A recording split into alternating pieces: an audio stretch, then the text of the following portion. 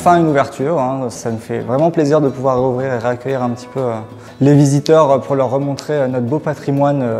On est content de pouvoir revoir du monde et retransmettre un petit peu nos savoirs qui depuis un moment maintenant sont restés que dans nos têtes. On a eu la chance de pouvoir quand même faire quelques vidéos, quelques contenus pour transmettre toujours ça, mais bon, c'est vrai que ça remplace pas non plus l'ouverture du musée. Ça a été long, on s'est demandé si on allait rouvrir un jour avant de quitter l'école en tant qu'étudiant, mais on s'en est sorti, donc on est bien content de ça.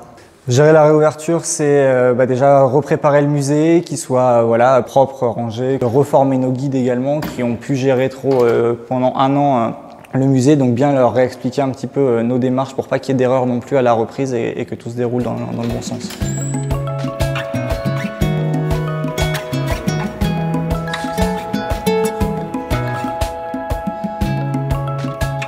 On est très soulagés, les étudiants gardent, comme moi-même, de pouvoir offrir une bouffée d'air frais à ces visiteurs qui ont été privés du musée. Alors on a obéi évidemment aux directives du ministère de la Culture, avec une jauge maximale de visiteurs, un gel hydroalcoolique à disposition du public et des distanciations sociales de 2 mètres entre chaque visiteur.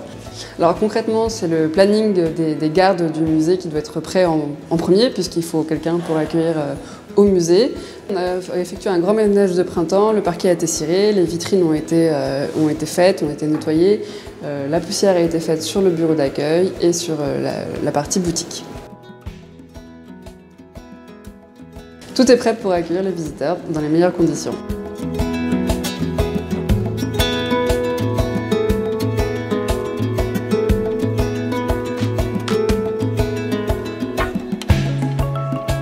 J'avais jamais mis les pieds à l'école vétérinaire, je savais qu'il y avait un musée vaguement et j'ai profité du déconfinement et de la réouverture des musées pour venir le découvrir. Voilà. C'est très intéressant, c'est beaucoup plus riche que ce que j'imaginais. J'ai appris plein de choses sur l'anatomie et sur les maladies aussi des animaux.